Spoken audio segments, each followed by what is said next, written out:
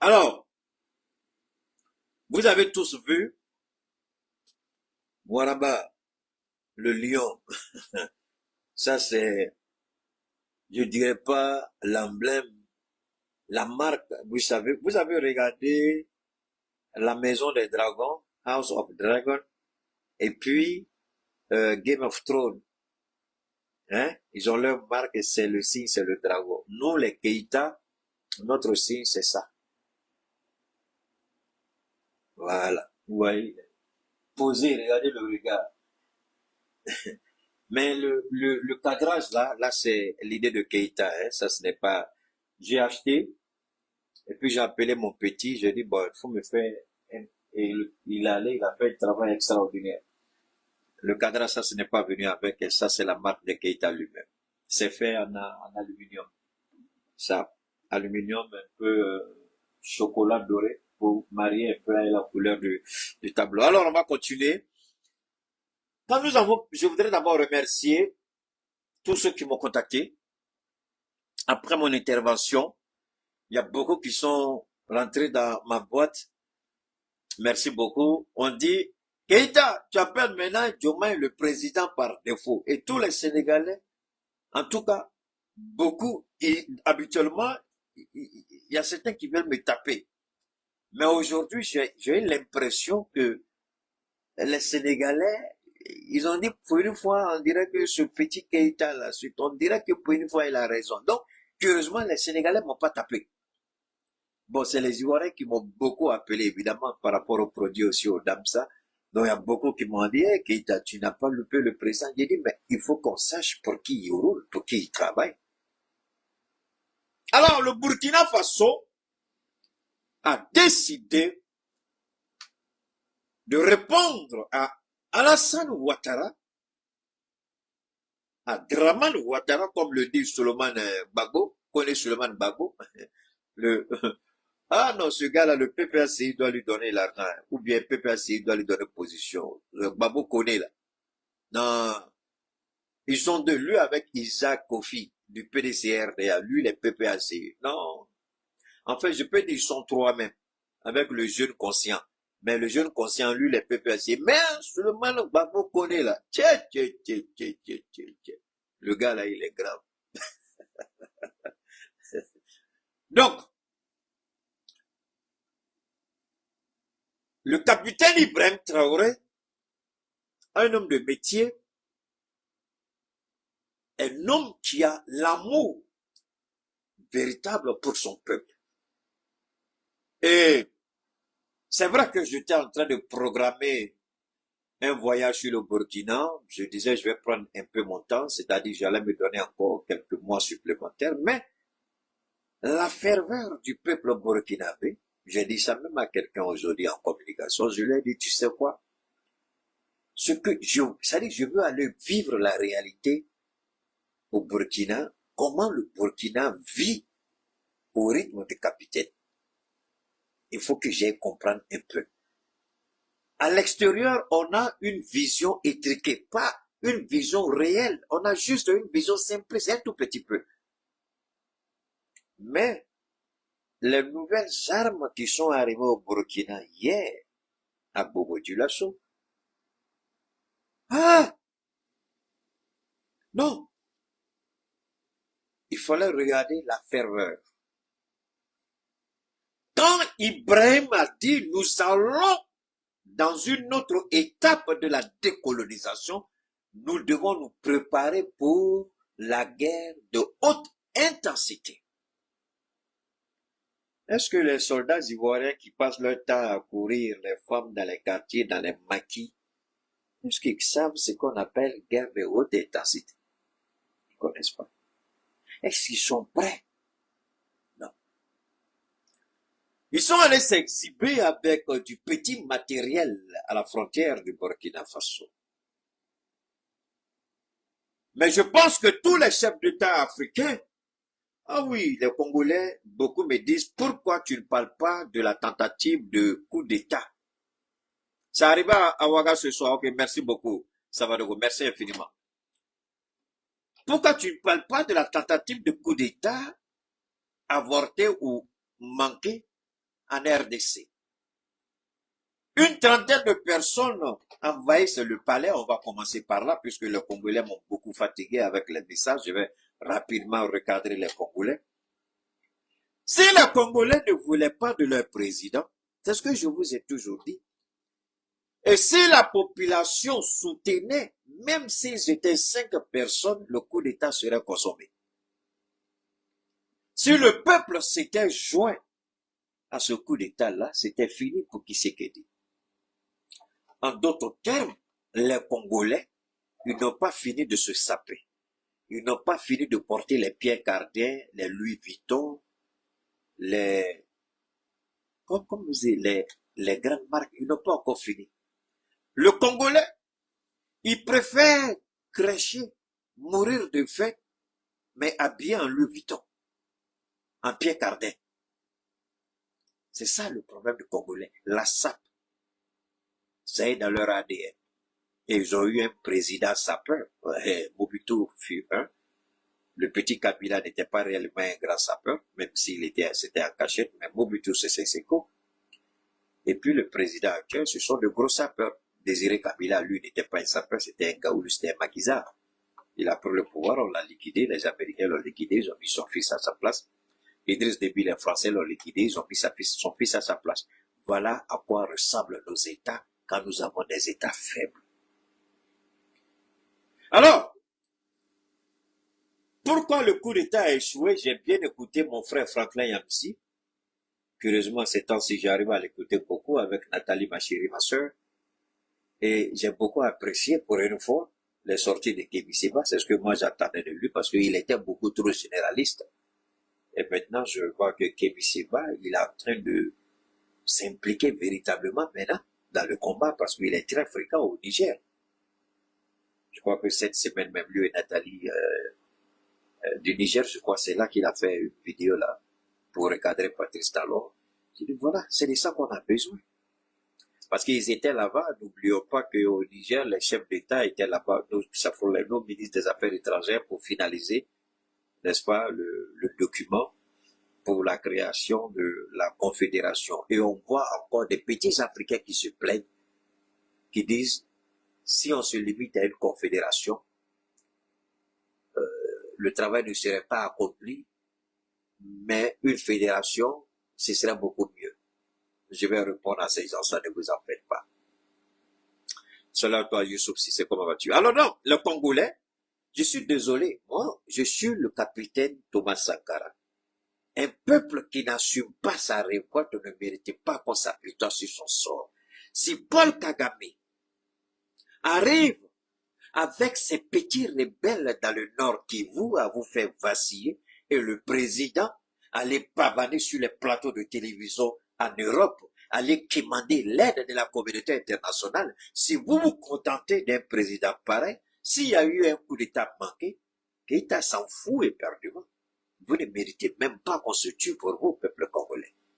Vous aimez votre président, gardez-le, conservez-le et acceptez les inconvénients qui vont avec. Vous voulez que les autres se battent à votre place? Vous voulez que la France envoie ses mercenaires, la Légion étrangère venir se battre à votre place? C'est parce que Assimi a demandé. Lui, qui ce qu'il dit, il est dans la politique. Plus, depuis que son père était opposant à Mobutu Sese Seko, il était aux côtés de son papa, dans le parti de son papa. Assimi Goïta, c'était pas le cas. Il était dans les casernes, loin de l'arène politique. Ibrahim Traoré, peut-être n'était même pas encore militaire quand lui, qui ce qu'il dit, était avec son papa pour mener l'opposition à Mobutu Sese Seko. Joseph Kabila. Donc, ce qu'il dit là, il n'est pas de la dernière pluie. Il y a bel et bien longtemps qu'il était dans la politique, puisque son père s'est opposé à Mobutu Sese Seko. Il a même été, après la conférence nationale, premier ministre de Mobutu Sese Seko. Son papa. À moins que je ne m'abuse. Alors, aujourd'hui, est-ce qu'il est étranger à ce qui se joue? Son père savait très bien, paix à son âme. Son père savait très bien ce qui se tramait à l'est de la RDC. le papa Tshisekedi, il savait très bien.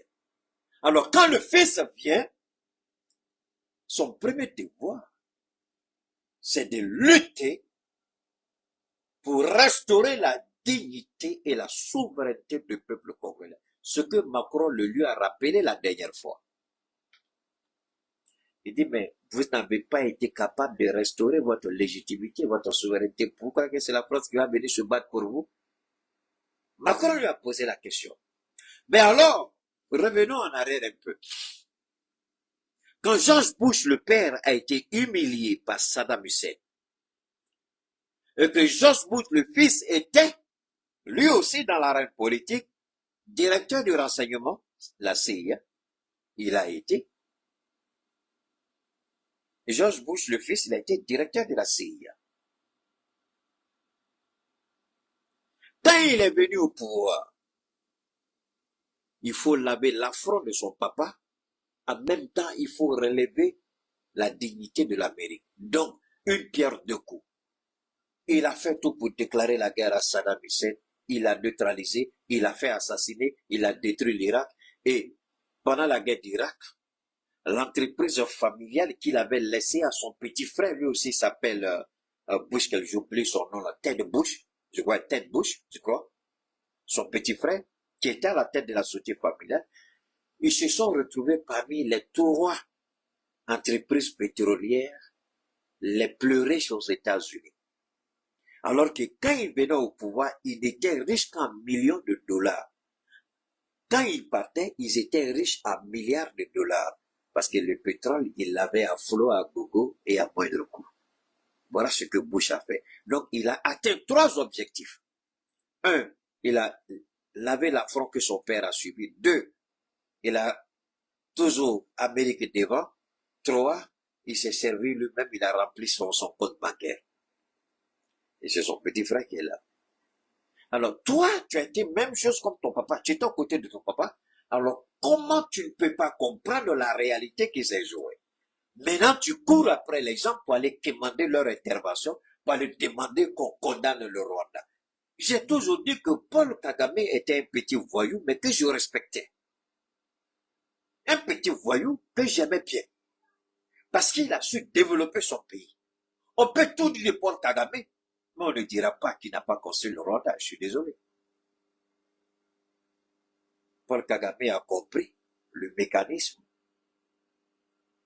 de fonctionnement pour être un État développé.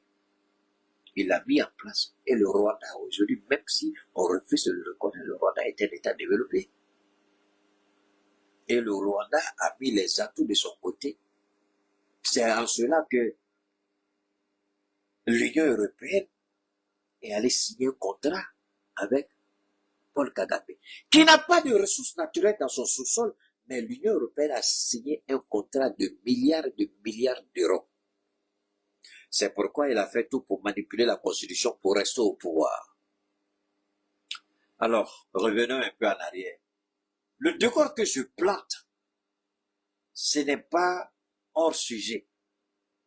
Si vous croyez que c'est un hors sujet, ce n'est pas votre place, et je le dis toujours, déconnectez-vous et puis allez écouter ailleurs. Ce n'est pas un hors sujet. Tout ce que Gate a dit, c'est bien réfléchi, bien synchronisé, bien ordonné, et ça fait un tout que tu prends, tu regardes, tu es satisfait. Ce n'est pas un hors-sujet. Écoutez. L'Union européenne soutient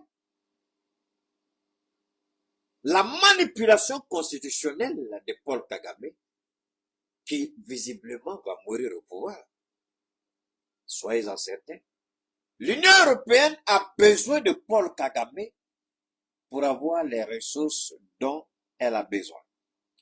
Et de ce fait, l'Union européenne décide de fermer les yeux sur les agissements politiques du Rwanda au motif que c'est une affaire interne au Rwanda. Alassane Ouattara manipule la Constitution. L'organisation commune, la CEDEAO ferme les yeux, l'Union européenne ferme les yeux, les États-Unis, la France, tout le monde ferme les yeux Pour la simple et bonne raison que Alassane Ouattara rend service et à l'Union européenne, et à la France, et aux États-Unis. Donc, il peut rester au pouvoir autant qu'il veut. Alors, quelle leçon vous et moi nous devons tirer? Tant que tu fais ce qu'ils veulent, tu es le bon élève, tu peux rester au pouvoir autant que tu veux. Mais dès l'instant où tu penses à la souveraineté de ton pays, vous devenez une cible. Alors, vous allez me dire, ah mais si c'est ça, Paul Kagame a construit son pays, oui. Quand Paul Kagame construisait le Rwanda, il a coupé le pont pratiquement avec tout le monde. Il s'en fichait des critiques. C'était pas son problème. Il est sorti de beaucoup d'organisations par-ci par-là. Il a volé et pillé le Congo pour construire le Rwanda. Quand il a fini de construire le Rwanda, à ce moment-là, il a dit, je suis prêt maintenant à réintégrer les institutions sous-régionales, patati patata, et maintenant même, c'est les gens qui lui courent après. Je vous parle de l'Union européenne, mais l'Angleterre aussi a signé un accord avec Paul Kagame pour rapatrier les clandestins. Donc, croyez-vous que Paul Kagame sera critiqué un jour? Pas du tout. Mais les mêmes Américains qui signent un contrat avec Kagame, les mêmes Européens qui signent un contrat avec Kagame, savent que non seulement il est celui qui est en train de déstabiliser le Nord Kivu, l'Est de la RDC, ils savent aussi que c'est celui qui a verrouillé l'opposition dans son propre pays à travers un tripatouillage électoral, c'est-à-dire en manipulant la constitution pour se maintenir au pouvoir. Ce n'est pas tout. Quand il s'agit de Vladimir Poutine, c'est un dictateur. Il fait ceci, il fait cela, mais parce qu'on a peur de la réalité. On a peur de la Russie. Donc, il faut vendre un narratif à l'opinion nationale du pays. Le narratif qui consiste à présenter Poutine comme un dictateur et un criminel à tout point de vue. Mais pendant ce temps, le même narratif ne s'applique pas ni à Paul Kagame ni à Alassane Ouattara. Mais à Vladimir Poutine, au colonel Assimi Goïta, au capitaine Traoré, au général Tiani, ça s'applique. Parce que nous avons décidé de privilégier nos intérêts d'abord. Commencez à comprendre un peu ce qui se joue maintenant par rapport à cette histoire de géopolitique. Alors donc, Tshisekedi va demander pardon pour qu'on puisse condamner le Rwanda. Un gros gaillard qui a quoi? 2, 3, 4 femmes. Il a combien de femmes? Congolais, vous êtes là? Votre président, il a combien de femmes? Un père de famille. Alors, moi, je dis toujours, la gestion d'un État, c'est comme la gestion, c'est-à-dire, c'est quand la famille, c'est-à-dire, c'est la forme minimale. Si vous êtes un bon père de famille, vous avez la gestion optimale de votre famille. Parce que vous êtes appelé, quand vous êtes président, on vous appelle père de la nation. Donc vous êtes le père de la nation. Mais attendez, on ne dit pas vous êtes le papa. Le papa, c'est celui qui donne le spermatozoïde. C'est celui qui, après l'accouplement, un enfant naît. Lui, c'est le papa. Le père, c'est celui qui élève, qui éduque. Vous pouvez ne pas être le père biologique d'un enfant, le papa biologique, mais être le père de cet enfant. Parce que vous êtes celui qui a assisté l'enfant depuis qu'il faisait les 4 pattes, les premiers pas, les premières dents ont poussé, les premières paroles sont sorties, papa. C'est vous que l'enfant a vu parce que vous avez pris soin de cet enfant jusqu'à ce qu'il devienne un adulte. Vous êtes son père adoptif, ou vous êtes son père biologique, ou vous êtes le père de cet enfant en amour. Mais le papa, c'est le producteur de spermatozoïdes. Vous pouvez être papa sans être père, mais vous pouvez être papa et père en même temps. Quand on dit vous êtes le père de la nation, pourquoi on ne dit pas vous êtes le papa de la nation? Parce que vous n'avez pas mis le peuple au monde, ce n'est pas vous, mais vous êtes le père. En d'autres termes, vous avez le droit de les guider, de les orienter, de les aider, de veiller sur eux. Si vous avez échoué à ça, et puis on vous appelle père de la nation, c'est du bidon. Tshisekedi est supposé être le père de la nation congolaise. Mais comment le père de la famille, le père de la nation, va voir le père d'une autre nation et puis dit au père de cette nation de venir intervenir, lui, dans sa famille? C'est-à-dire, vous avez échoué, vous avez démissionné, le président congolais a échoué et il a démissionné de sa fonction de père de la nation congolaise. Est-ce que les Congolais, vous avez compris le français que Keïta vient de parler? Est-ce que vous avez compris quelque chose de ça? Oui, ne vous en faites pas. Je sais qu'au palais là-bas, je suis écouté. Il n'y a pas une présidence en Afrique où je ne suis pas écouté. Je ne m'en vote pas, mais c'est une réalité. Alors donc, Paul Kagame, il détruit l'Est pour s'enrichir et faire plaisir aux maîtres colons. Mais pendant ce temps, le Congo ne peut pas s'équiper. Voilà le Burkina. Nous avons assisté hier à l'arrivée magistrale de ces armes. J'ai dit, ouais, on sait qui est garçon. Voilà le père de la nation burkinabé, c'est le capitaine Ibrahim Traoré. Malgré son jeune âge, il est le père de Burkina Faso. Pourquoi? Le père, le premier rôle du père, c'est de garantir la sécurité à ses enfants. Et c'est ce que le capitaine Ibrahim est en train de faire. Garantir la sécurité au peuple de Burkina Faso à travers des moyens logistiques conséquents parce qu'il a une vision. En fonction de la vision du président, les moyens sécuritaires, la logistique sécuritaire doit être une logistique de conséquence. Ensuite, vous avez vu des petits plaisantins ivoiriens, des petits militaires, aller se parader à la frontière de Burkina Faso. Je crois que très bientôt, quand des armes, des lance-missiles, quand des blindés seront positionnés, postés à cette frontière, on verra s'ils auront le culot de venir se pavaner comme ils l'ont fait devant le petit BDP. Je vous ai dit qu'Alassane Ouattara, il cherche un moyen pour justifier son 4e mandat. La France a donné son OK, soyez certains. Les Américains ont décidé de fermer les yeux. C'est pas notre affaire. Mais ils ont la grande gueule de venir dans nos pays, demander à nos premiers ministres, demander à nos ministres des Affaires étrangères de leur parler de notre chronologie, c'est-à-dire le programme de la transition. Quand est-ce que notre transition va prendre fin? OK. Donc, merci au capitaine Ibrahim Traoré qui a doté le Burkina Faso. Il n'a pas fini.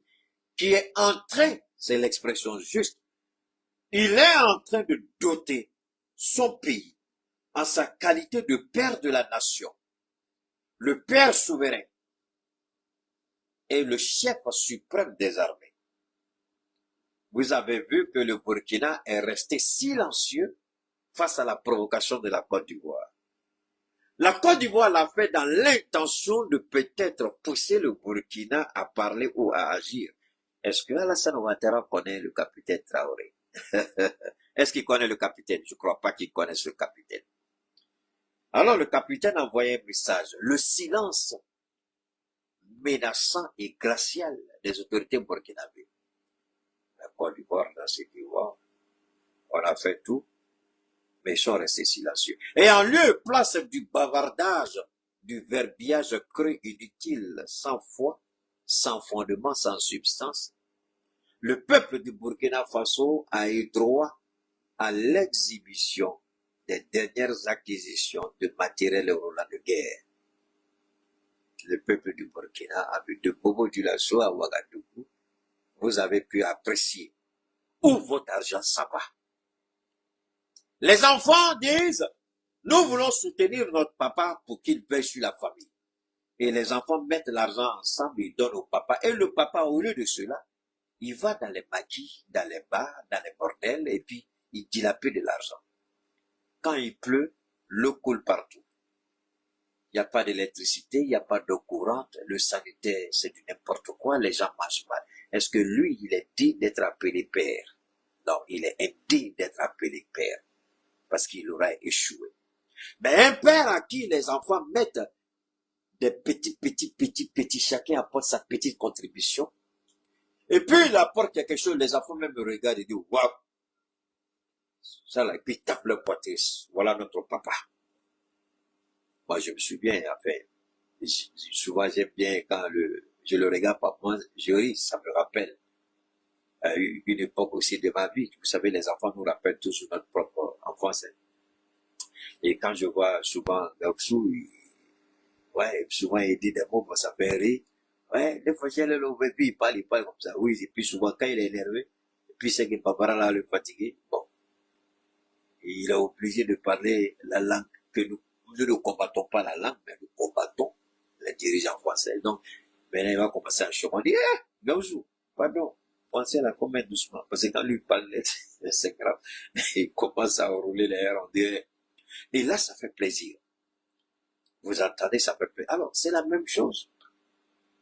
Même 1000 ans après, qu'est-ce qu'on retiendra d'Alassane Ouattara? Qu'est-ce qu'on retiendra de Philippe Tshisekedi? Qu'est-ce qu'on retiendra d'Assimi Goïta, du capitaine Traoré, du général Tchadi? Aujourd'hui, au Mali, la France a trouvé un autre moyen. C'est en cela que je voudrais, une fois de plus, interpeller nos autorités sur le manque d'une véritable politique de communication qui risque d'être dommageable pour certains de nos responsables ou pour certaines institutions.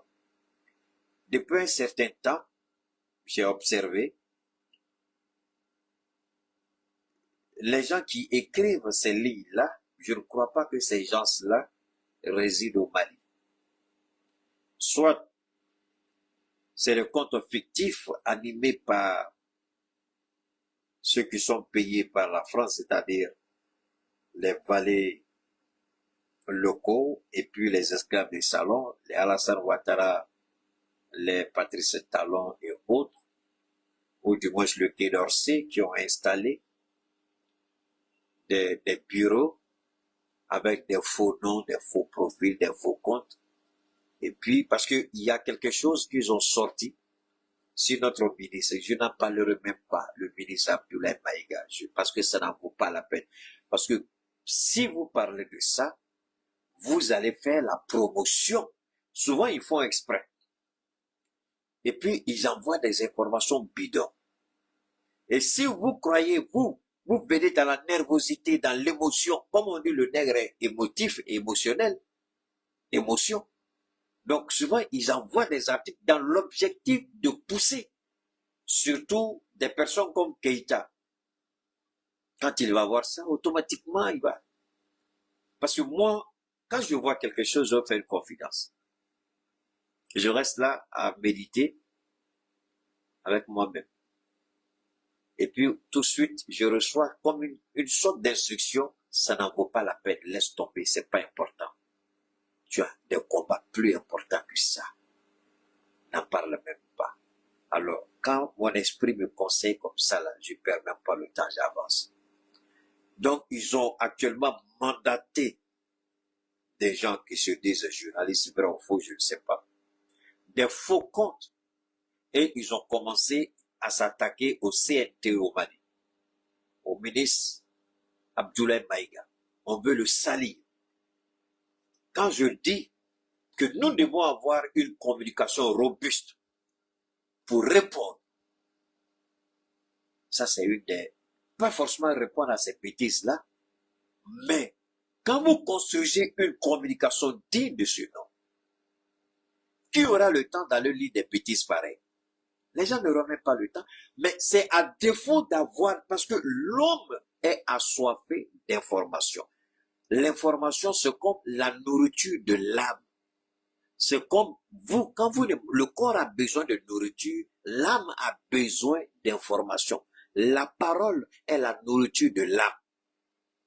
Que ce soit la parole de Dieu, que ce soit les informations, que ce soit, en tout cas, l'âme a besoin de ça. L'esprit a besoin de ça pour vivre, pour se mouvoir, pour cogiter, pour réfléchir. Là, l'esprit a besoin d'être en constance, en permanence.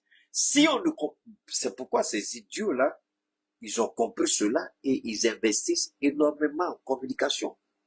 Pour éviter que l'esprit qui a besoin de se nourrir n'aille se nourrir de microbes ou de poisons. En d'autres termes, ces genres de communication, ce sont des microbes, ce sont des poisons. Et c'est ça, quand ça commence à noircir l'âme, la frustration naît, la contestation, l'émotion, et on commence, dans le faux, on commence à s'attaquer bêtement aux autorités. Quand je dis, il faut construire une communication, parce qu'on a besoin de ça. La nature a horreur du vide.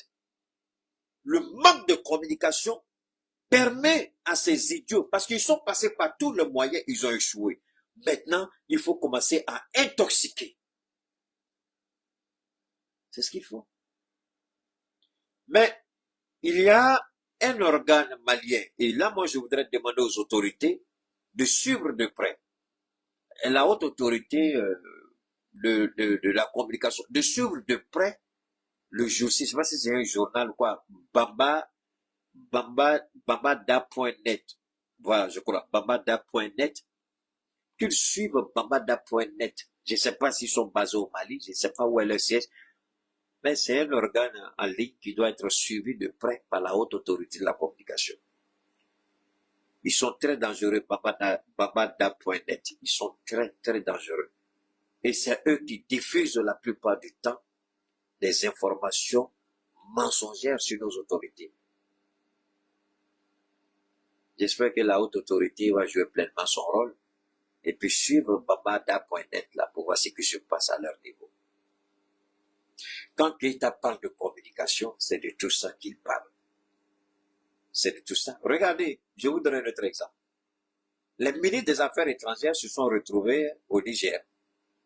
L'acte fondateur, le pacte fondateur de la Confédération des États du Sahel a été validé par les ministres des Affaires étrangères. Il ne reste que les présidents pour signer. Il doit y avoir un mini-sommet des présidents, des 3 présidents pour signer.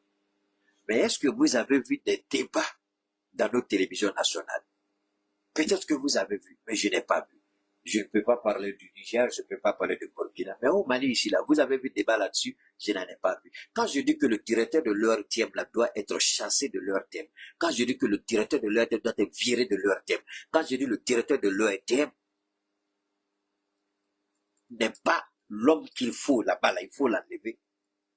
Voilà ça.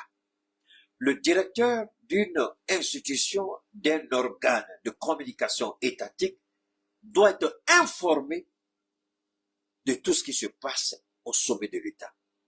À tel point que il doit demander au directeur des programmes qu'est-ce que tu as pris. Parce que la création de l'AES, le directeur de l'ERTM devait demander au directeur des programmes, écoute, bientôt il y aura une confédération. Donc, mais un programme qui prend en compte la création de l'AES, il faut qu'il y ait des débats animés pour que la population soit bien informée dans les 2 langues, en français et en bambara. Est-ce qu'il a fait? Il ne peut même pas réfléchir à ça parce que leur compétence, leur intellect n'est pas encore arrivé à ce niveau. Ils ne font pas de gymnastique intellectuelle pour comprendre. Et là, je suis assis là, dans mon petit fauteuil, c'est des choses. Moi, le directeur des programmes de l'ERTM, je jure au nom de Dieu, ministre ou directeur de l'ERTM, il y a longtemps, je demandais sa démission. Ministre, il y a le directeur de l'ERTM, le directeur des programmes, il y a les deux. Je les chasse directement de cette... Parce qu'on ne voit pas leur place, on ne voit pas leur rôle. Qu'est-ce qu'ils jouent?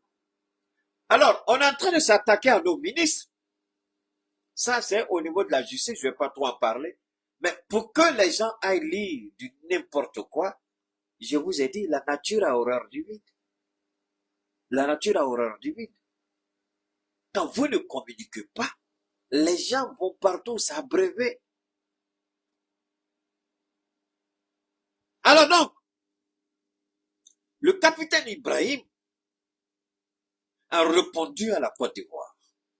Le capitaine Ibrahim a répondu à Alassane Ouattara. Le capitaine Ibrahim a répondu aux médiocres ministres d'État, criminels, voleurs, assassins, pingres, Ténébrema.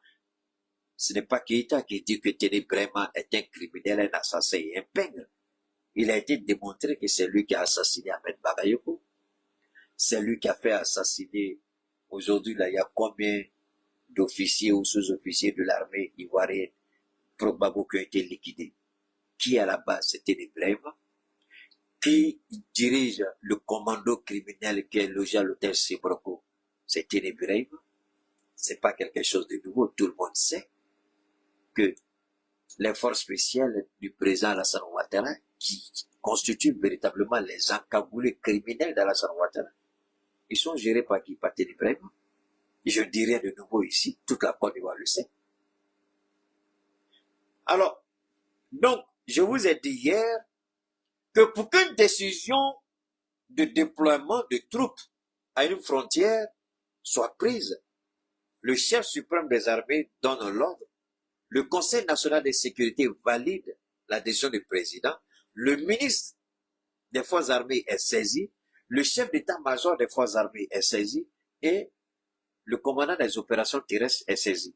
Voilà comment ça fonctionne. Voilà la hiérarchie du commandement. Donc, c'est à tous ceux-là qu'Ibrahim a répondu. Il n'a pas parlé. Il a dit au peuple de Burkina Faso, la souffrance, par la grâce de Dieu, bientôt c'est terminé. Les armes qu'ils nous ont envoyées, et c'est là que je voulais en venir. Quand la Côte d'Ivoire vient exhiber des armes en carton, les blindés, on a vu là, c'est en carton encore. Et je vous invite à aller regarder l'exposition de ces mêmes véhicules vendus à la Côte d'Ivoire que l'OTAN a donné à l'Ukraine. Rentrez dans Google, YouTube, exposition des voitures de l'OTAN en Russie. Vous allez les regarder. Des voitures qui sont supposément blindées comme que des balles ne peuvent pas pénétrer. Allez-y regarder ces voitures-là en Russie. À 2 semaines, 3 semaines de la fête de la victoire de la Grande Guerre, la guerre patriotique, Poutine a exposé ce qu'on appelle les trophées de guerre de l'OTAN. Il y en a même qui n'ont jamais été touchés. Les gens sont descendus tellement c'était chaud, tous deux, ils ont abandonné des véhicules blindés. Ils en sont descendus, ils ont fui. Il y en a, on a bombardé des véhicules qu'on dit qu'on peut rien faire, des véhicules qu'on a dit vont changer la donne sur le terrain. La Russie les a neutralisés. Ah, ce sont ces armes-là que Ibrahim allait acheter, les armes de la Russie. Parce que la puissance de feu d'Ibrahim, face au carton de blindés d'Alassane Ouattara, peuple de Côte d'Ivoire, priez Dieu que ça n'arrive jamais. Sinon, le scénario de l'Ukraine, là, vous allez vivre ça. Pas dans la destruction de la Côte d'Ivoire, mais comment on va chiffonner vos blindés. Comment on va les allumer et puis les prendre et présenter devant vous. Voilà les blindés qu'on vous a détourné l'argent pour acheter là. Ce sont les mêmes blindés de la France, des Américains, des Anglais, des Allemands qui sont aujourd'hui exposés à la place rouge à Moscou. Mais les armes que nous avons ici, là, ce sont les mêmes armes qui ont détruit ces armes de l'OTAN qui sont exposées en Russie. Donc quand Ouattara prend ces armes en carton, là, ces blindés de carton, là, et puis il va se promener à la frontière du Burkina Faso, peuple de Burkina Faso, peuple intègre, peuple de Thomas Sankara, peuple de Béanzin, peuple de capitaine Traoré, peuple du Boronaba, ce que Ibrahim a acheté là,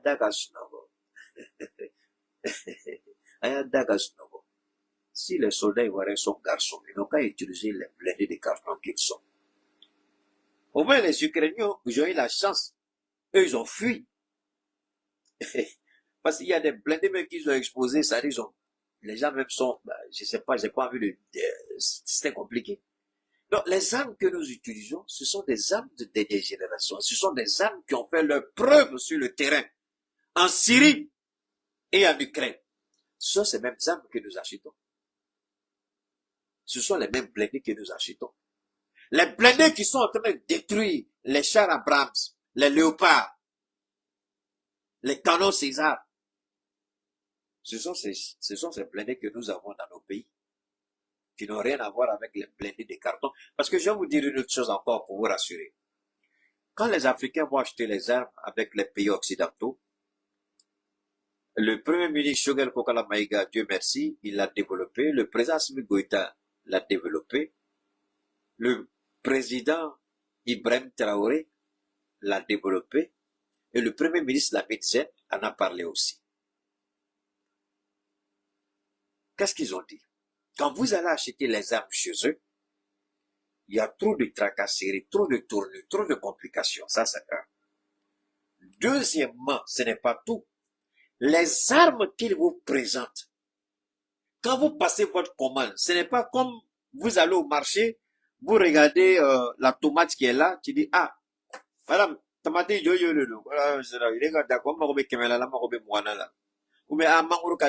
ou bien vous allez, vous voulez acheter une voiture, vous allez la voiture arrêter là, vous achetez la voiture. Non, c'est pas comme ça. Vous passez les commandes et ils fabriquent pour vous. Donc, dans la fabrication, je vous en prie, écoutez très bien. Le premier ministre Choguel l'a dit, le capitaine Traoré l'a dit, Lamine Zen l'a dit. Tous l'ont dit. Quand vous achetez un hélico avec eux, il y a plein de choses qu'ils enlèvent dans l'hélico. C'est-à-dire, l'hélico que l'armée française utilise, on va vous présenter le même hélicoptère, vous allez acheter au même prix. Mais, ils vont enlever plein de détails dedans. Ça, c'est les Américains qui existent. Alors, quand vous achetez un hélicoptère, on vous dit d'enlever les caméras infrarouges. Il y a l'hélicoptère, il y a des hélicoptères, surtout les hélicoptères d'aujourd'hui, ils prennent des bombes, des missiles, des lance-roquettes, il y a tout dedans. Mais quand vous achetez, les gens vous vendent un hélicoptère simple. Ce n'est pas tout. On vous fait croire que les hélicoptères sont blindés. Mais en réalité, les hélicoptères ne sont pas blindés. Le sergent-chef, Damien, le premier Français qui a été tué lors de l'opération des Français en 2012 ou 2013, je ne sais pas là, quand ils ont décollé de leur base militaire de N'Djamena, ils venaient intervenir les terroristes là, au Mali, dans le nord du Mali. Ils ont frappé l'hélico, la balle a pris le gars. Donc, alors que les hélicos qu'on construit aujourd'hui, ce sont des hélicos qui supportent les impacts de balles. Vous pouvez tirer, mais les balles ne peuvent pas pénétrer l'hélico. Bon, d'accord, si vous êtes garçon, prenez l'hélicoptère de Côte d'Ivoire, mettez une balle dedans, vous allez voir ce que ça va donner. Donc, les hélicos qu'ils vendent, ils vont vous dire, oui, ce sont les mêmes caractéristiques, mais dans la conception, si par exemple on dit qu'il faut 100% par exemple d'acier, si c'est pour les Africains, au lieu de 100% d'acier qu'ils doivent mettre dans le moule pour sortir la forme de l'hélico, ils vont mettre 20% d'acier. Et puis le reste, ils vont faire ça avec aluminium.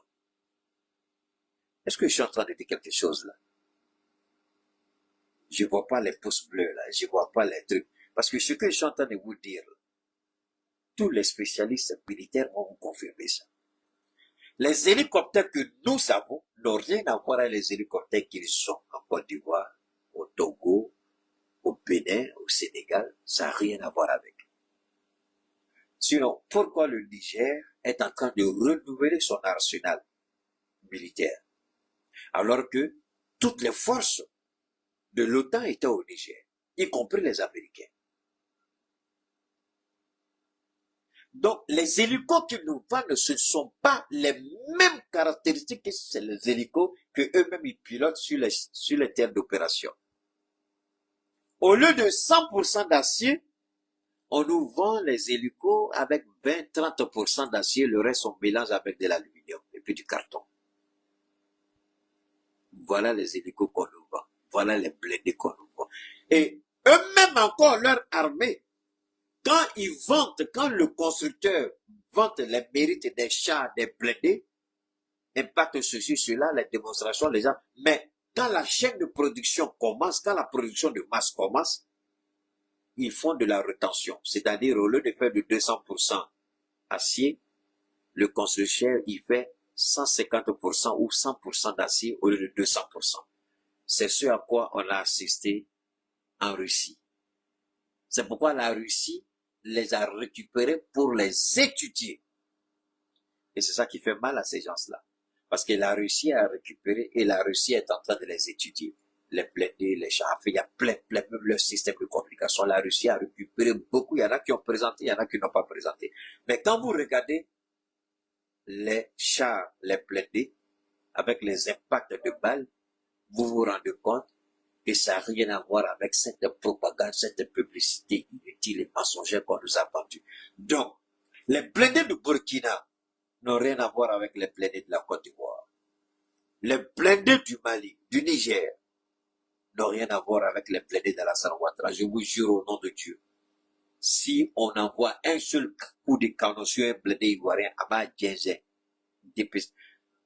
les Français, ce sont les premiers menteurs. Ce que vous voyez là, c'est peint, c'est joli, ils passent devant nous. Pour vous là, pour nous tous, ah non, ça c'est du costaud, c'est du palette, c'est fouille, c'est papier. C'est aluminium, mélangé avec acier. Alors qu'on dit qu'il faut 200% d'acier, pas d'aluminium, ils vont faire le mélange de tout, aluminium, carton, et puis fer. Et puis un peu d'acier, ils mélangent tout, et puis ils viennent d'arrêter devant vous. On dit c'est blindé. Mais il faut mettre un seul coup de canon. Si vous voyez que les Ukrainiens sont en train de perdre, c'est quoi? Parce que les gens aujourd'hui, ça a créé une situation dans ces pays-là. Hein. Pour le moment, la situation n'a pas été mise sur la table. Mais il y a beaucoup de journalistes d'investigation qui sont en train de suivre de près le dossier qu'ils sont en train de développer avec vous. Parce que les gens, les ministres concernés ont remonté l'information. Comment la Russie arrive-t-elle à détruire nos blindés que vous avez dit qu'ils sont impénétrables? Aujourd'hui, les gens sont humiliés. Pour le moment, ça n'a pas encore fait de vague. Mais quand on va s'acheminer vers la capitulation de l'Ukraine, tous ces dossiers cachés qu'ils ont mis en bas là, ça va sortir. Faites-moi confiance. Le Congrès américain va faire sortir ça. Le Sénat va faire sortir. Les autres pays européens, ils vont appeler les constructeurs à devenir se justifier. Mais pour le moment, s'ils le font, cela va jouer sérieusement sur le moral des troupes en Ukraine. Et cela va jouer sur leur crédibilité dans cette guerre. C'est pourquoi ces pays-là ne peuvent pas nous apprendre ce qu'on appelle la bonne gouvernance. Ils ne peuvent pas nous apprendre ce qu'on appelle l'éthique dans la gestion politique d'un État. Ce sont les premiers menteurs et manipulateurs. Parce que l'hélico que vous achetez, le système de navigation, le pays qui construit l'hélico n'est pas le pays qui vous vend le système de navigation. Le pays qui construit l'hélico, il va acheter le système de navigation avec les Américains. Après, il va, le système de boîte noire, il va acheter ça avec les Français. Le système de GPS, il va acheter ça avec les Anglais. Donc, pour construire un hélicoptère, ils vont acheter les pièces là avec au moins 5 pays. Ne croyez pas que quand on passe la commande d'hélicoptère à la France, là, que c'est la France seule qui fait tout. C'est faux. Non. Il y a des hélicos, le moteur qui est dedans, ce sont des moteurs Rolls-Royce. La France ne fait pas des moteurs Rolls-Royce. Ou des moteurs BMW. La France ne fait pas moteur BMW. Vous allez trouver que pour les avions, il y a cette collaboration entre les États. Vous croyez que même les Boeing, les moteurs des Boeing, là, vous croyez que c'est... Non, ce sont des moteurs Rolls-Royce que Boeing utilise. Le système de navigation, le système GPS, vous croyez que Boeing, ils achètent ça avec les gens? C'est comme ça. Celui qui construit un avion, un hélico, un blindé, vous croyez que c'est lui seul qui s'assoit et puis développe toute la technologie. Vous n'avez pas vu, pendant cette guerre d'Ukraine là, on dit, ah, on va empêcher la Russie d'avoir les microprocesseurs, tous ces autres là. On va empêcher la Chine de vendre ces têtes. Mais attention, aujourd'hui, la Russie est obligée de développer. La Russie est en train de développer en recrutant. Ça veut dire quoi? La Russie a recruté beaucoup d'Occidentaux, y compris les Américains, qui se sont expatriés en Russie, avec des salaires alléchants, et qui travaillent pour eux là-bas. Et ils sont en train de développer leur propre système de navigation, microprocesseurs, tout ce que vous voulez. De sorte que, aujourd'hui, les Chinois ont construit leur propre avion 100% chinois. Il n'y a pas un seul élément qui est venu de l'Europe. La Russie aussi vient de finir son premier avion.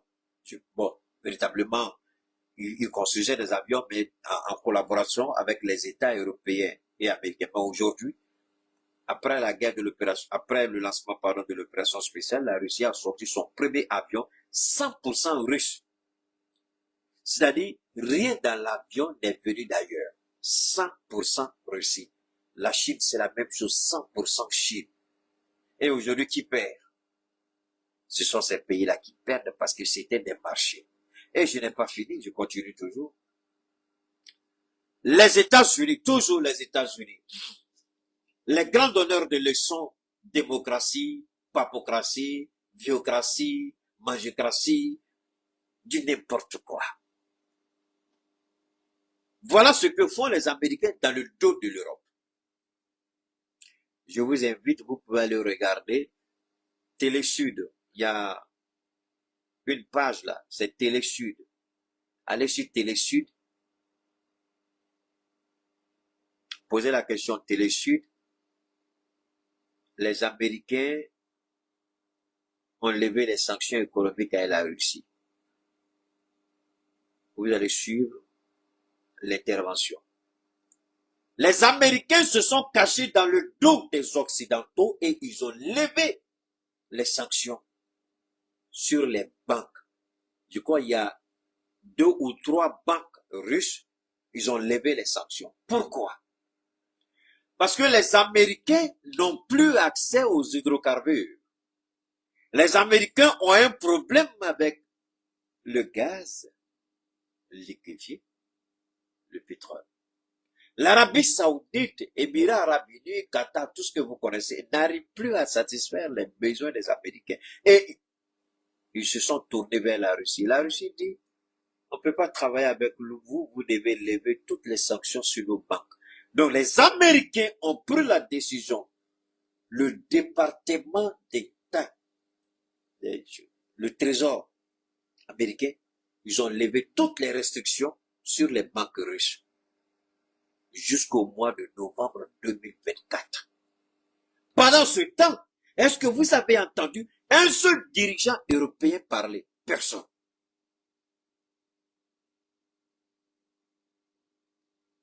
Mais les Américains, aujourd'hui, commercent avec la Russie. Vous croyez que les Américains veulent la chute de la Russie? Ils ne veulent pas. Ils ont encouragé, soutenu cette guerre pour affaiblir l'Europe. Donc, Poutine est en train de rendre service aux États-Unis. Pourquoi, Keïta, tu dis toutes ces choses-là? Quel est le rapport avec la Confédération de l'AES? Quand vous maîtrisez la politique internationale, la géopolitique mondiale, vous serez mieux aguerri, mieux formé, mieux informé, mieux préparé à gérer votre propre situation chez vous. Est-ce que vous croyez que nous allons tomber dans les mêmes pièges que l'Europe aujourd'hui? Pas du tout.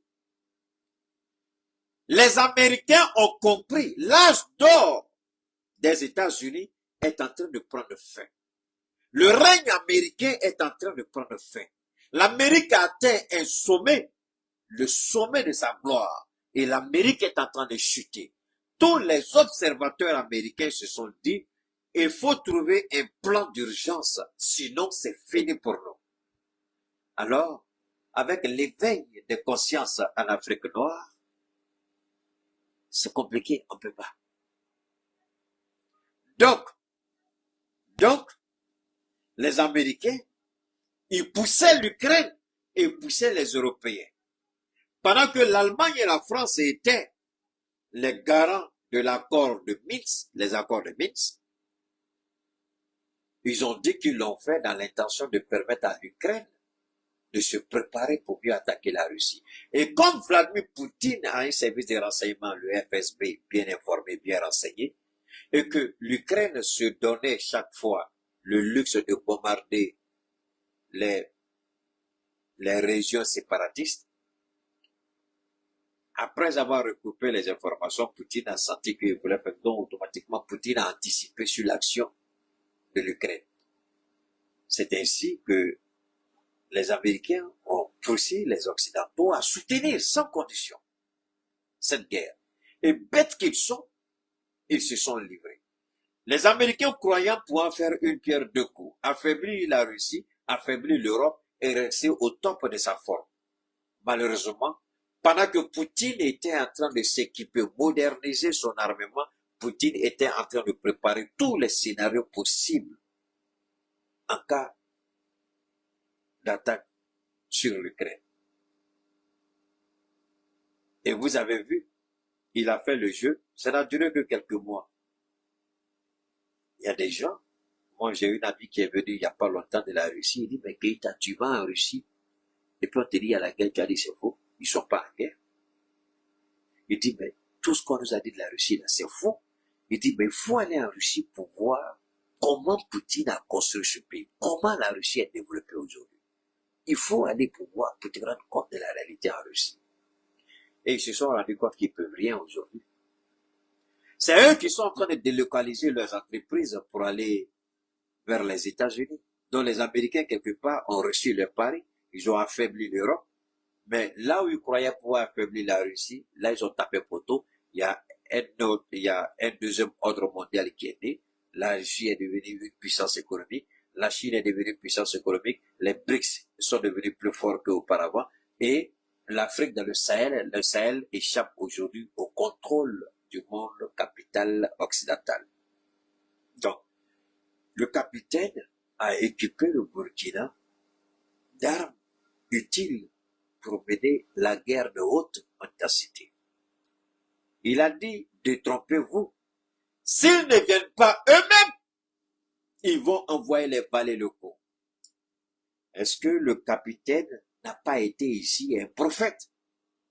Pas un prophète de Dieu, mais un prophète qui a vu venir quelque chose contre son peuple. Il dit, les valets locaux, les esclaves de salon, seront utilisés contre nous. Il dit, eh bien, nous serons prêts et nous allons les accueillir. Peuple de Burkina Faso, soyez fiers de votre président. Soyez honorés de cet homme-là. Parce que les équipements qu'il a envoyés, il a dit ce n'est pas fini, parce qu'il a dit une phrase que j'ai retenue. Il dit jusqu'à la fin de l'année, en tout cas, on va continuer tous les jours que Dieu fait, à acheter du matériel jusqu'à ce qu'on sécurise notre pays, jusqu'à ce qu'on soit fort. Parce qu'il a dit, attention, nous allons faire quelque chose. Nous ne voulons pas être un État faible. Nous allons être un État fort et nous allons mettre les moyens pour atteindre les objectifs qu'on s'est fixés. Et le Burkina, le Mali, le Niger, aujourd'hui, quand le Burkina s'équipe, nous, on est content. Parce que ce sont les trois armées qui vont travailler ensemble. Le Mali continue d'acquérir du matériel, le Niger continue d'acquérir du matériel, le Burkina continue d'acquérir du matériel. C'est le Burkina qui avait pris un petit retard, ça se comprend. Puisqu'on a menti tellement au Burkina qu'on a fait croire au Burkina qu'il n'y a pas de possibilité. Et aujourd'hui, le capitaine dit, nous serons autosuffisants à tous les niveaux. Au niveau alimentaire, au niveau sécuritaire. Et nous voulons être un État développé. Évidemment, l'AES aujourd'hui sera cette plateforme. La banque de l'AES sera plus puissante que la banque de la CEDEAO. Donc, au président Faye, qu'il se réveille. Qu'il se réveille. Nous, on ne sait pas pour qui il roule. Et je remercie Dieu, après mon intervention d'hier, c'est comme si j'avais jeté l'huile sur le feu. Tout le monde est en train d'allumer faille de tous les côtés. Tout le monde est en train de le frapper, surtout mon frère Franklin. Tout le monde est en train de le recadrer parce qu'il est en train de faire fausse route. Il est en train de faire fausse route. Il faut qu'il se ressaisisse. Alors, l'AES ne veut pas seulement être un espace pour lutter contre le terrorisme, mais un espace de développement harmonieux. Mais pour que nous puissions atteindre ce développement harmonieux, nous devons être des États forts. Pour être des États forts, il faut stabiliser nos pays, il faut sécuriser nos pays. Pour le faire, nous n'avons pas besoin de sous-traiter notre sécurité avec un autre État. Nous devons être nous-mêmes en mesure d'assurer notre propre sécurité, car ces trois présidents sont les pères des trois nations. Assimi Goïta est le père de la nation malienne, le capitaine Traoré est le père de la nation de Burkina Faso, le général Tiani est le père de la nation nigérienne. À ce titre, ils doivent travailler de concert pour que les trois familles, les trois nations, les trois peuples deviennent un seul peuple et vivent dans une parfaite harmonie et une parfaite symbiose et que tout soit synchronisé.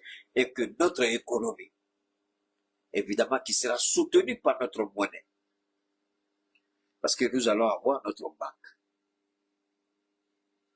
Aujourd'hui, la France est en train d'activer tous les Africains qui ont fait les études de Sorbonne, tous les Africains qui ont étudié et qui ont soi-disant un PhD en économie, à commencer par Simplice Zenzo, je crois, l'ancien président du Bénin, aujourd'hui qui est devenu le défenseur numéro 1 du franc CFA.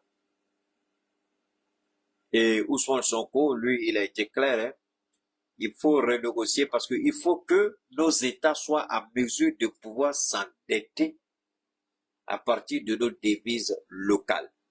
Et le franc CFA ne permet jamais de s'endetter en fonction de cette monnaie-là. Si vous voulez vous endetter, que vous utilisez le franc CFA, vous avez deux choix. Soit vous vous endettez en euros, soit vous vous endettez en dollars, mais pas en franc CFA.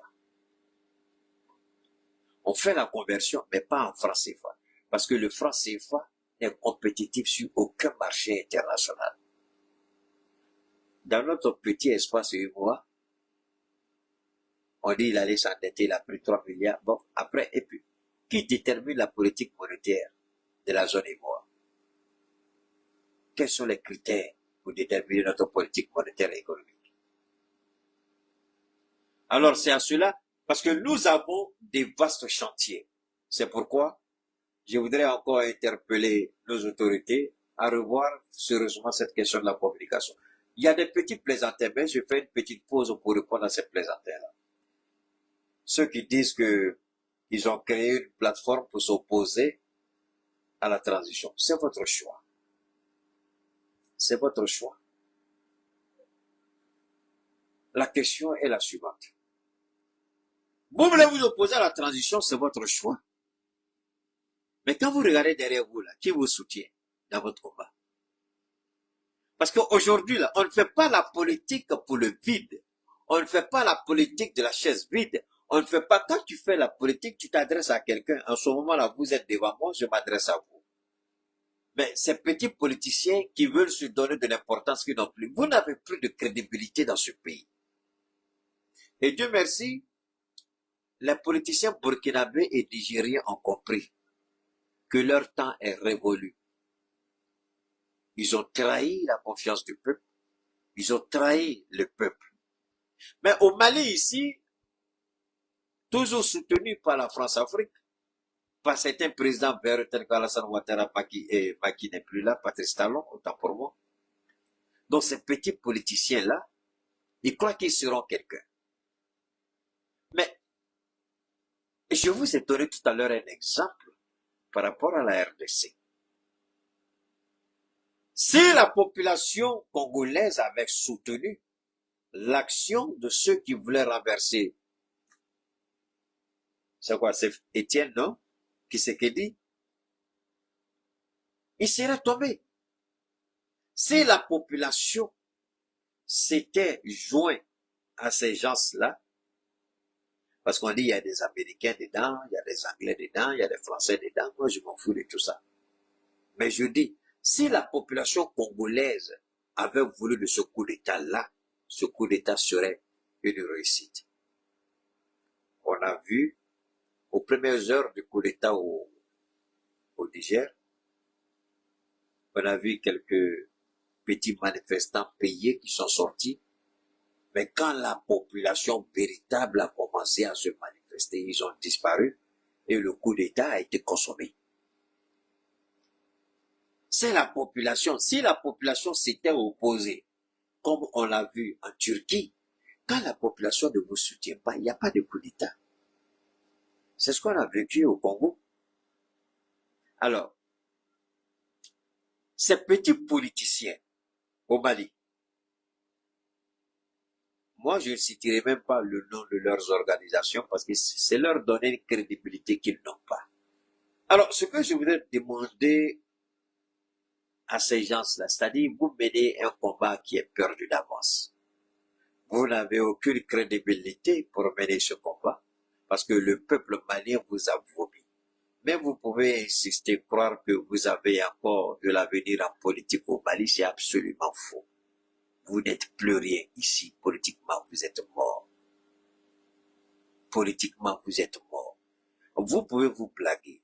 On vous a vu. Quand le peuple avait besoin de vous, vous les politiques là, vous avez fait quoi? Tout ce qui est dans votre bouche, gouvernement d'union nationale, transition civile, vous n'avez même pas honte. Regardez votre camarade Ousmane Sonko. Il n'a rien demandé de tout ça à Macky Sall. Il s'est organisé, il s'est préparé. Lorsque l'opportunité s'est présentée, il a déroulé sa stratégie, il a gagné. Mais vous là, vous les petits politiciens ratés pervers là, au Mali ici, vous qui n'avez aucune substance intellectuelle ni morale pour parler de quoi que ce soit, pourquoi vous ne pouvez pas vous résoudre à comprendre que c'est fini pour vous? Votre époque est dépassée. Votre époque s'est terminée. Le peuple ne veut plus de vous. Nous ne disons pas que le peuple soutient à 100% Assimi Goïta, mais la grande majorité du peuple malien est d'accord avec Assimi Goïta. Vous essayez de vous attaquer aux résolutions du dialogue intermalien, mais le peuple malien s'est prononcé. Au terme des 5 années de transition, Assimi sera notre candidat. C'est ce qu'on a dit, c'est ce qu'on va faire. Maintenant, si vous êtes intelligent et que vous pensez peut-être que vous avez encore la possibilité peut-être d'être écouté par le peuple malien, donc commencez à vous préparer pour les prochaines élections. Au lieu de perdre votre temps, on n'est pas d'accord. Vous n'êtes pas d'accord, vous êtes qui? Vous pouvez changer quoi? Vous pouvez les changer. On n'est pas d'accord. Et tu n'es pas d'accord, on s'en fout. Tu as fait quoi? Toi, tu as fait quoi? Quelle est ta crédibilité? Parce que quand tu dis que tu n'es pas d'accord, là, il faut que nous, on voit le peuple derrière toi pour dire, président, il faut les écouter. Non, t'écouter, toi, tu vas où? Tu peux même pas faire sortir ton quartier. Tu n'es même pas écouté dans ta propre cour. Tu n'as aucun, même dans ton propre lieu de travail, tu peux même pas convaincre quelqu'un. Tu peux même pas convaincre là, ton carré là, c'est-à-dire les 5, 6, 7 maisons qui sont collées à ta maison. Tu peux même pas convaincre quelqu'un là-bas. Et puis toi, tu dis que tu n'es pas d'accord avec ça. Puis nous, on n'a qu'à faire quoi? Nous, on n'a qu'à faire quoi? Nous, on s'en fout. Si le peuple n'était pas d'accord avec Assimi, on allait voir le peuple se manifester. Si le peuple avait rejeté Assimi Goïta, le peuple allait le manifester. Mais la coupure d'électricité, je le dis, aujourd'hui, c'est vrai que nous, ça fait un bout de temps qu'on est dedans. Comme disent les Ivoiriens, on est vaccinés. Mais en même temps, je le dis, en même temps, je le répète, en même temps, ce qu'il faut comprendre, c'est que ce n'est pas seulement au Mali qu'il y a un problème d'électricité. Au Mali, en Côte d'Ivoire, certes, on ne coupe pas courant comme au Mali. Mais quelqu'un qui paye sa facture à 100 000 francs désormais, au lieu de payer 250 000. Entre ça et puis couper courant là, toi tu veux quoi? Je préfère qu'on coupe mon courant et puis ma facture, elle reste la même chose. C'est pas ça? Moi, je donne un exemple. Avant les coupures intempestives du courant, moi, je pouvais dépenser au minimum une soit de 200 à 300 000 francs, rien que pour l'électricité. Au minimum, 200 à 300 000 électricité. Au regard de tout ce que j'ai comme à la maison. 200 à 300 000. Mais avec coupure d'électricité, là, moi, je mets même plus 100 000 francs par mois. Évidemment, c'est le groupe, les deux groupes qui prennent maintenant le relais. Quelqu'un qui sort de 300 000 à 100 000 francs. Je mets les groupes. Bon, il y a un groupe qui est en carburant, et puis, enfin, les deux, il y a un qui est diesel, il y a un qui est essence. Bon, le diesel, lui, consomme pas du tout. C'est le silencieux, ça, c'est le plus gros.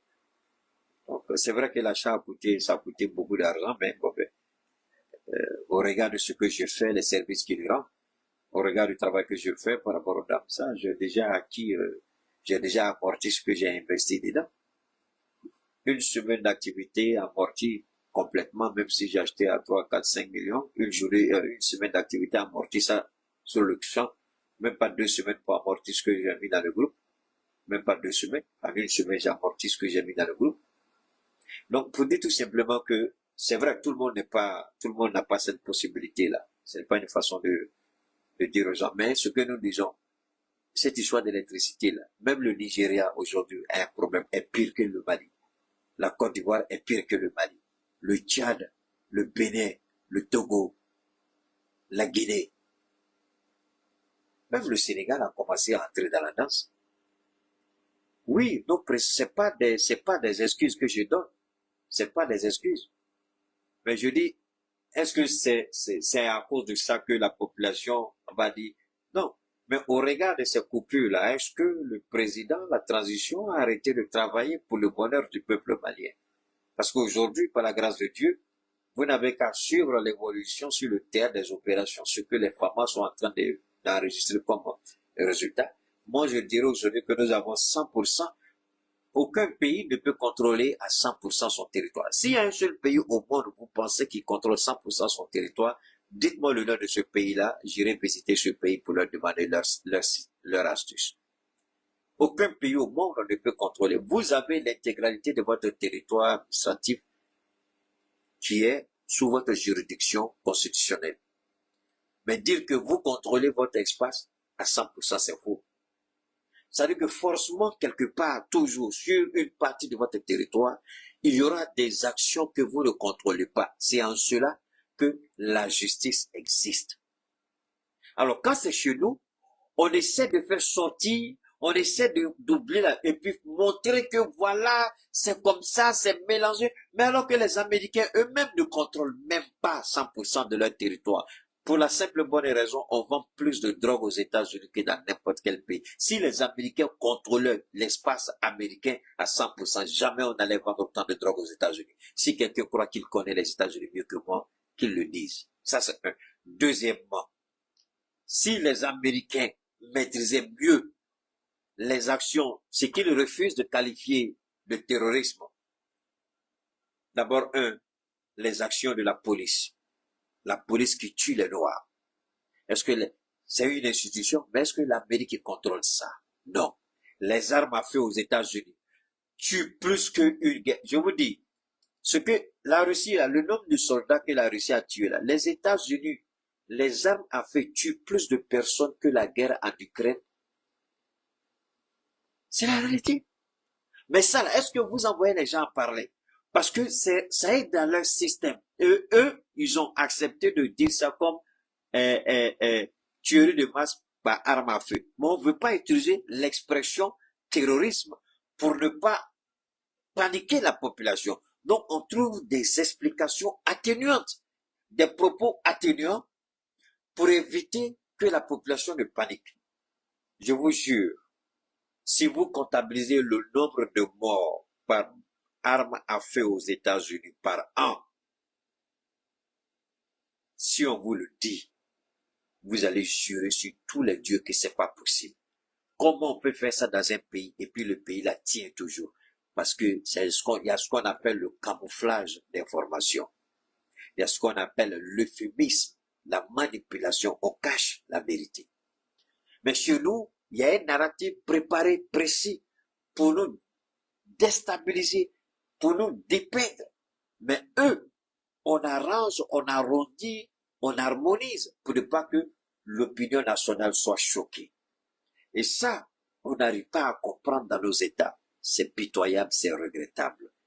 J'ai longuement vécu dans ce pays-là pour savoir. Si on vous dit combien de personnes meurent par arme à feu aux États-Unis, et la guerre en Ukraine, là, vous allez dire, mais c'est pas possible. Mais pourtant, c'est la vérité. Est-ce que vous voyez que les Américains sautent à un machette, à un couteau pour dire il y a ça et ça? C'est quelques rares fois quand la police fait des abus que vous voyez les gens sautent, ils se manifestent seulement quand c'est la police, hein. Quand c'est la police qui tue un noir, c'est là que vous les voyez se manifester. Mais quand les gangs font les crimes là, on n'en parle même pas. Alors que chaque jour que Dieu fait, sur l'ensemble des 50 États, Dieu seul sait combien de personnes meurent par les armes à feu aux États-Unis. Dieu seul sait. Mais on fait c'est comme il n'y a rien. 50 États, 300 et quelques millions, à peu près 400 millions. Donc on tue. Mais on fait comme il n'y a rien. Mais chez nous ici, on scandalise, on traumatise, on ment, on amplifie. Mais chez eux là-bas, on essaie d'exténuer, on essaie de cacher. C'est ça cette réalité. Alors dans le Sahel aujourd'hui, nous on dit oui, Dieu merci pour la création de la confédération. J'ai vu des gens qui disent que il faut aller à la fédération. Peut-être que dans le code du petit blanc, quand ils sont allés, le code du petit blanc le dit, voilà ce que c'est qu'une confédération, voilà ce que c'est qu'une fédération. Mais nous, dans notre conception, dans notre esprit d'Africain, nous, pour le moment, on ne fait pas grande différence entre fédéralisme et confédération. C'est juste une question de terminologie, c'est une question de conception, c'est une question de vision, c'est une question de point de vue, c'est une question de regard. Alors, les gens s'asseyent dans leur petit salon. Oh, on voudrait que ce soit une fédération. Mais attendez. Qui vous a dit qu'on n'est pas déjà une fédération? Fédérer, c'est quoi? C'est mettre ensemble. Confédérer, c'est quoi? C'est mettre ensemble. Donc, il faut enlever le con, et c'est pas injure, hein. Il faut enlever le COE, et puis laisser fédération. Parce que les Américains sont passés d'abord par la confédération, avant de devenir les États-Unis. Pourquoi vous voulez absolument qu'on fasse la même chose que les Américains? Pourquoi nous, on ne va pas se limiter seulement à la confédération? Pourquoi aller forcément à une fédération? Puisqu'on aura une armée commune des 3 États, un centre de commandement, on aura un marché commun, on aura une banque commune, on aura une monnaie commune. Le plus important, ce sont les institutions qu'on va mettre en place, que ce soit une fédération, que ce soit une confédération, peu importe. Mais c'est quels sont les objectifs qu'on se donne. Qu'est-ce que nous voulons de l'AES demain? Le Burkina dit nous voulons être autosuffisants, le Mali dit nous voulons être autosuffisants. Le Mali est en train de lancer les grands chantiers. Et les grands chantiers aujourd'hui, ce n'est pas seulement le Mali. La question de la création d'une compagnie aérienne, ce ne sera pas seulement le Mali, mais ce sera les 3 États désormais qui vont créer une compagnie aérienne en même temps. Ce sera la même chose avec le port. Le port, c'est tellement avec l'ouverture du canal par rapport au Mali, pour que les navires puissent venir comment on appelle ça, puissent entrer au Mali. Alors, ce n'est pas seulement ça.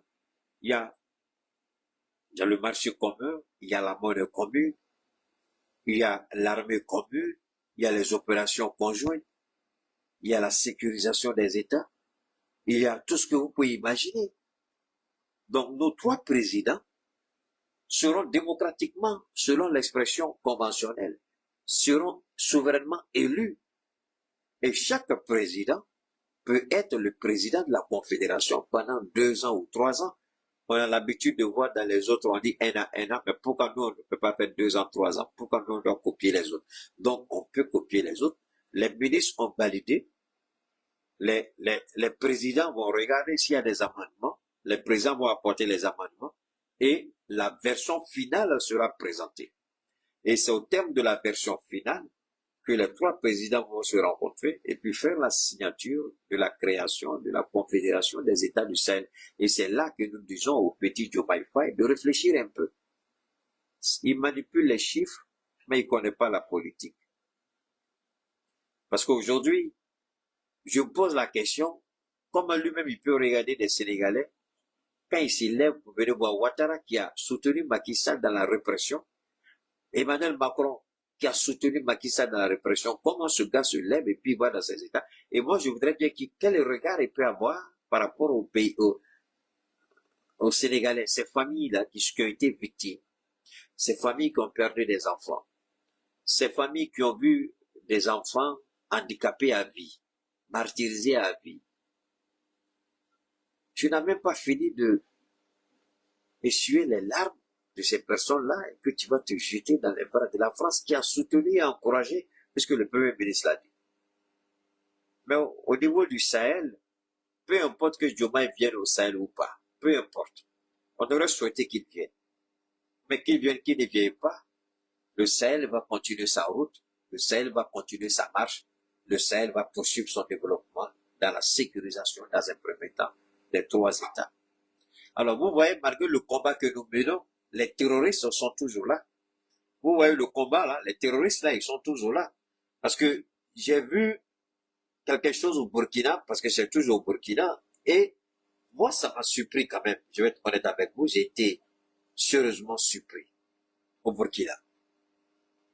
On tue, on tue, on tue, on tue, on a l'impression que les terroristes ça ne meurent pas. On a l'impression qu'ils ne meurent pas. On a l'impression que, il dit, mais attendez, on va où là? Ces gens-là, ils ne meurent pas. On les tue, mais ils sont là. On les tue, ils sont là. Ils viennent d'où? Bon, tant qu'ils vont continuer à venir dans nos États, le repos éternel sera leur salut. Kone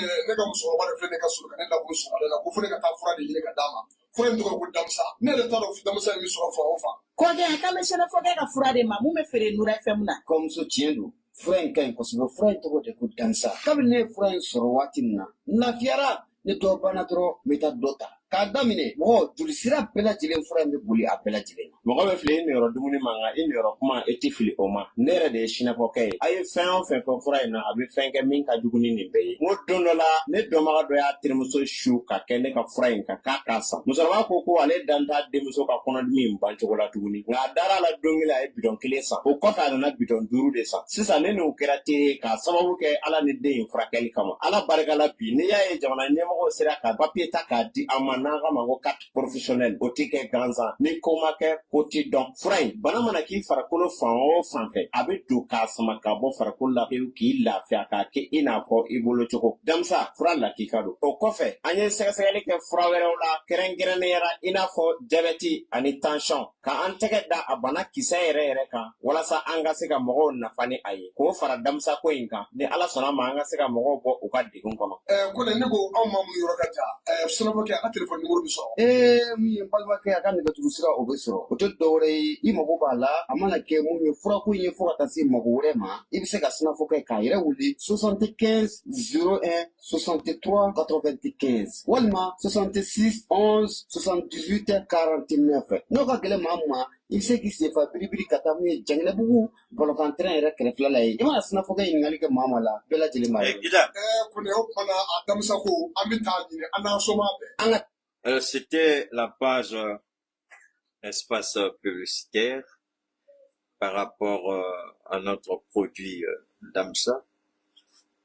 J'aime bien revenir sur les propos de cette dame-là, cette jeune dame qui dit Keita, est-ce que tu es sûr que tu n'utilises pas un autre produit? Évidemment, je n'utilise pas de produit, c'est la force que j'ai. D'abord, je rends gloire à Dieu pour sa bonté, sa miséricorde.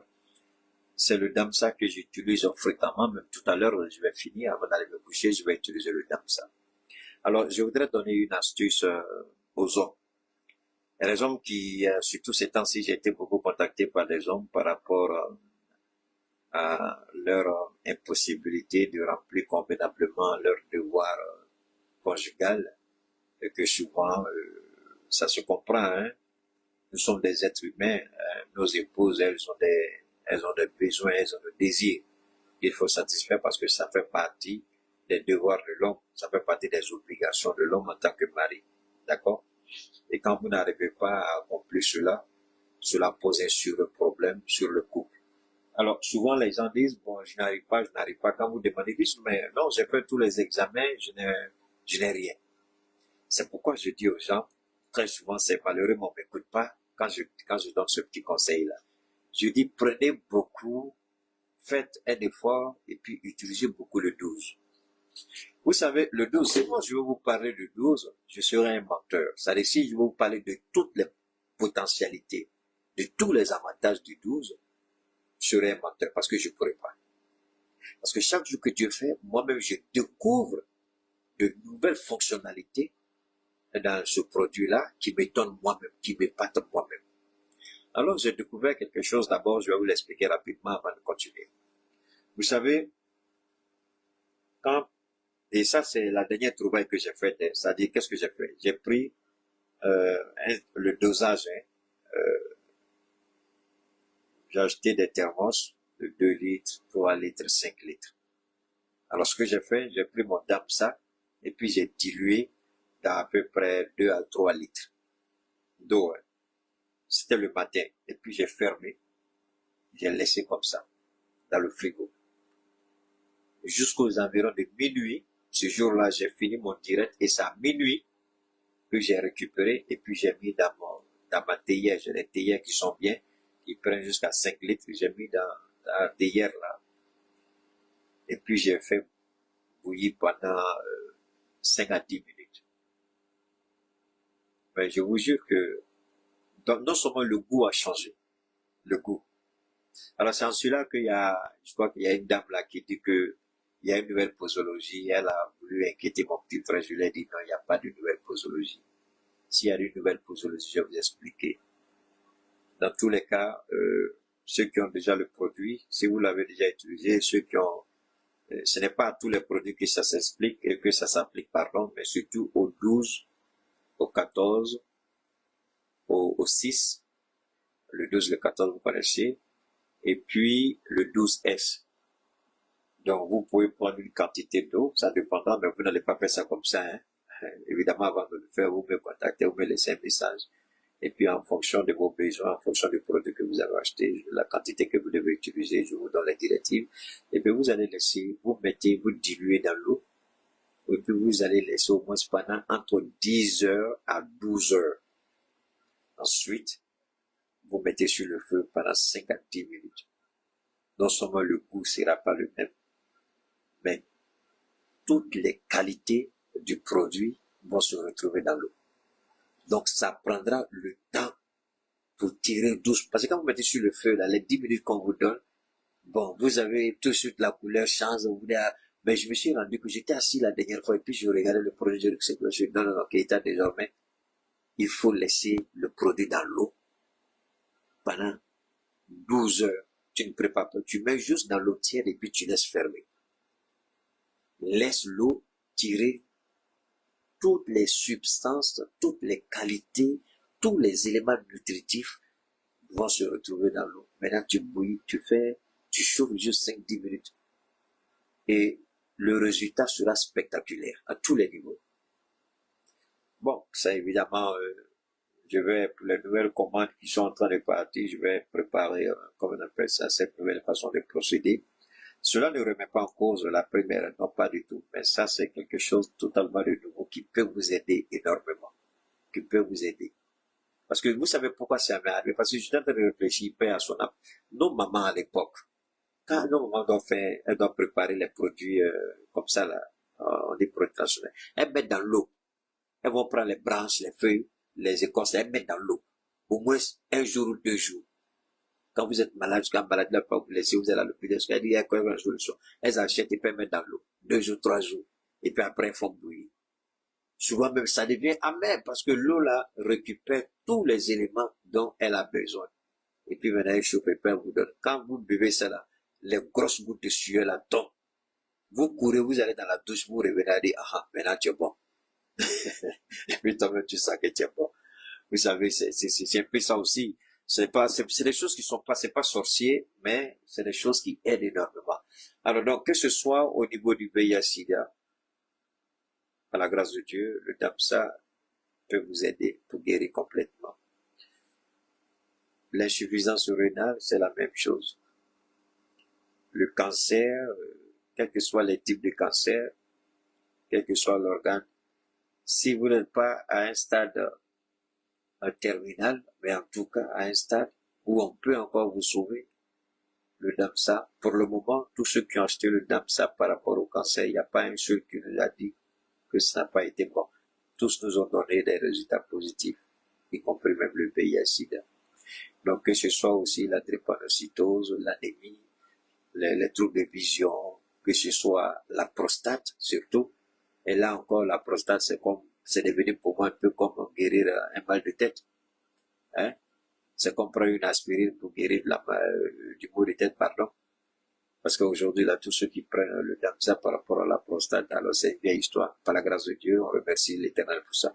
Alors donc, que ce soit les hémorroïdes internes ou externes, que ce soit les kystes, les fibromes, que ce soit les trompes qui sont bouchées, les infections vaginales, que ce soit le cancer, que ce soit les reins, que ce soit le diabète et l'hypertension. Alors, les douleurs neuromusculaires, les difficultés respiratoires, infections cardiaques, infections pulmonaires, c'est-à-dire tuberculose, pneumonie, tout ce que vous connaissez. Le DAMSA, je le dis, je le répète, peut, et jusqu'à la date d'aujourd'hui, le DAMSA a valablement joué son rôle. Maintenant, en ce qui concerne le COVID-19, tous ceux qui m'appellent et qui me contactent, ce que je propose, c'est le 12 par rapport au COVID-19. Maintenant, si le COVID a développé des pathologies en vous, vous pouvez maintenant, on peut vous proposer le 14 plus le 12. Sinon, on vous propose uniquement le 12 pour essayer de pallier aux éléments nocifs, pour vous débarrasser de ces éléments nocifs-là, hein, n'est-ce pas, du COVID-19, pour ne pas que cela laisse des séquelles. Parce qu'aujourd'hui, il ne faut pas qu'on se blague. Hein. Les Américains, je l'ai dit la dernière fois, les Américains, le Congrès a interdit. Plus personne aux États-Unis ne sera vacciné du COVID. Un médecin se trompe pour faire le vaccin du COVID, tu vas en prison aux États-Unis. Ils ont arrêté. Alors, s'ils arrêtent, pourquoi croyez-vous qu'ils ont arrêté? Mais c'est quelque chose que nous avions, à l'époque, j'avais combattu. J'ai dit non. C'est vrai, je n'étais pas dans l'ordre des médecins, mais j'ai combattu. Mais malheureusement, on a encore des Africains qui faisaient croire à nos chefs d'État que c'est bon pour nous. La dernière fois, j'ai dit au président Goïta, j'ai dit, monsieur le président, s'il vous plaît, n'écoutez pas votre ministre. Ne le faites pas, c'est pas bon. Si les Américains disent de ne pas faire chez eux, pourquoi nous on fait ça chez nous ici? C'est qu'il y a un problème. Il y a un problème. Donc le Covid n'est pas bon. Les vaccins, ils savent pourquoi ils ont interdit le vaccin. Parce qu'il faut faire des analyses poussées. Et les analyses poussées ont révélé vraiment des anomalies, des dysfonctionnements dans la mise en place du vaccin. Puisque le vaccin même a entraîné la mort de certaines personnes en Europe et aux États-Unis. Bon, en Afrique ici, je sais pas trop comme nous sommes des caïds là. Ce n'est pas aussi facile de nous mettre à terre. Sinon, le vaccin a tué les gens. Le vaccin, il y a des femmes, moi j'ai été contacté par des femmes, le vaccin, dès qu'elles ont fait le vaccin, c'est fini. Elles sont allées à une ménopause précoce. Il y en a, leur règle a été complètement dérégulée. Et ça a entraîné d'autres conséquences. Alors, ce que nous pouvons faire, c'est d'abord, s'il n'y a pas de conséquences liées, c'est le 12. Mais s'il y a des conséquences liées, on associe le 14. Bon, évidemment, le 14, c'est quand même vous guérit d'une gamme assez élargie de pathologies. Le 12, lui, évidemment, avec la régénération des cellules, le système immunitaire de défense et bien d'autres. Le 12S, comme vous le savez, tout ça, c'est par rapport au VIH-Sida et puis à l'anémie.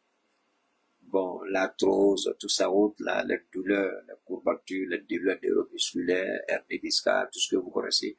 En tout cas, la gamme est complète au niveau du DAMSA pour vous aider. Mais comme je le dis toujours, venez avec des besoins précis, venez avec des inquiétudes précises, venez avec des pathologies précises pour qu'on puisse vous orienter. Alors, on ne saurait terminer cette tranche d'émission sans dire une fois de plus merci au mouvement Picor de Fatmata Batuli. Donc, c'est une grande œuvre qu'il faut respecter de tous les hommes et de toutes les femmes politiques dans ce pays, à l'exception de leurs autorités. S'il faut respecter une femme au Mali, c'est Fatmata Batuli. Je ne fais pas du griotisme, mais je dis ce que j'ai vécu, ce que je vois, comment elle se bat au quotidien pour améliorer pour améliorer les conditions de vie de nos concitoyens. Comment elle participe à l'amélioration de nos cadres de vie, aussi bien dans nos quartiers, dans nos communes, dans nos régions, dans nos villages, que ce soit les panneaux solaires, que ce soit les pompes villageoises, que ce soit, comment on appelle ça, des kits alimentaires, que ce soit des soutiens pour ceux qui sont économiquement faibles, que ce soit pour la formation et la création d'emplois, que ce soit la gamme ou l'intervention de cette dame est élargie et spectaculaire.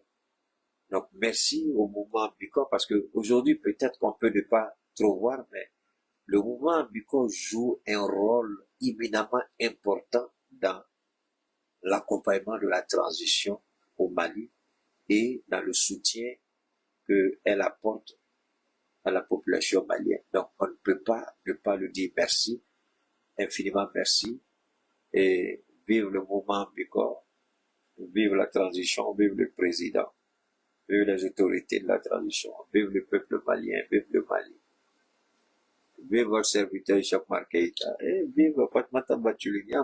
Merci à vous, on garde le contact. À très bientôt, Inch'Allah. Salam alaikum wa rahmatullahi wa barakatuh. À très bientôt, les gars.